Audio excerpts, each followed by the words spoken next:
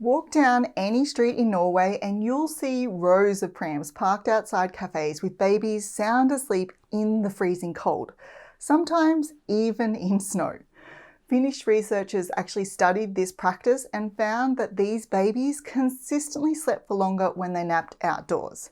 Now, obviously, most of us aren't going to start parking our babies outside in the cold to get longer naps, but you don't need to, because the secret to these longer naps isn't just the temperature.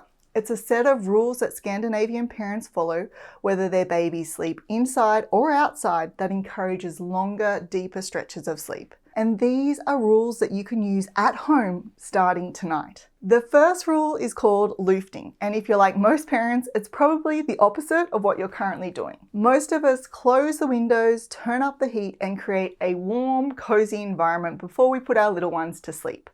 But Scandinavian parents do the opposite. Before bedtime, regardless of the season, they open the bedroom windows wide to let in cool, fresh air. They believe a cooler room leads to deeper, longer stretches of sleep. And they're not wrong. Before we fall asleep, our core body temperature needs to drop about 1 degree Celsius, which is about 1.8 degrees Fahrenheit, to initiate deep sleep. And a cooler room encourages that temperature drop naturally, making it easier for us to fall asleep. You've probably experienced this yourself. Think about those nights when the bedroom is hot and stuffy. You toss and turn for ages trying to get to sleep. But when the room is cool, you fall asleep so much faster.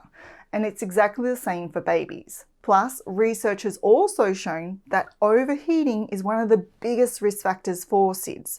So keeping the room cool isn't just about better sleep, it's actually safer for your baby too. So tonight, instead of warming up your baby's bedroom, try cooling it down. Aim for a temperature between 18 to 22 degrees Celsius, which is about 65 to 72 degrees Fahrenheit. And if you can't get the room that cool, it's okay. Just get it as close as you can and dress your baby appropriately. A good rule of thumb is to dress them in one more layer than you're comfortable in. And to check if you've got it right, just place your hand on their chest or their back. It should feel warm and dry. If it's damp or hot, they're too warm and you want to remove a layer. If it feels cool, then you want to add one more layer. So that's how you optimize the environment to improve your little one's sleep. But what you do once your baby is asleep in their crib is just as important. Which brings us to rule number 2, I Magen. It translates to ice in the stomach, and it means keeping your cool when every instinct is telling you to react. For example, it's 2 a.m. in the morning and you hear your baby grunt on the monitor, and every part of you wants to rush in and scoop them up. But Scandinavian parents don't. They pause. They wait 60 seconds, sometimes up to 2 minutes, just watching and listening to see if their baby settles on their own. And the reasoning is simple. Babies are noisy sleepers, much noisier than most of us expect. They cry out, grunt and fuss, especially when transitioning between sleep cycles. And if you rush in at that first sound, you might accidentally wake your baby up, when they might have actually drifted back to sleep on their own in another 30 seconds. And that's exactly why Scandinavian parents pause. So the next time you hear your little one fuss, instead of rushing in, channel some of that ice in the stomach and listen before reacting. If your baby is crying continuously and getting more upset, absolutely go to them. But if it's that stop-start pattern where they cry out, then they go quiet, then they cry out again, just give them the space to settle. Now, I know this can feel like you're ignoring your baby, but you're actually giving them the chance to learn how to link sleep cycles and fall back to sleep on their own. And that's the skill that leads to longer naps and better nights. Now, this technique and the next one I'm about to show you works best when you know what to expect from your baby's sleep. So if you're not sure how many naps your baby should be having, or how long they should be awake between naps, or how much total sleep they need in 24 hours, I've got a free guide that can help. It's called the New Parent's Guide to Naps, and you can grab it by clicking the link in the description. Okay, so you've paused, you've waited the 60 seconds, and your baby is still fussing. Do you pick them up? Well, according to the Scandinavian approach, not yet.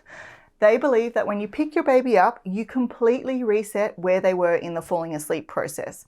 So instead of picking them up, Scandi parents move on to rule number 3, Buffning and Tassmetoden, or in English, buffing and the paw. And here's how it works. First, you gently turn your baby slightly onto their side, and then you place your hand firmly on their bottom and you start patting.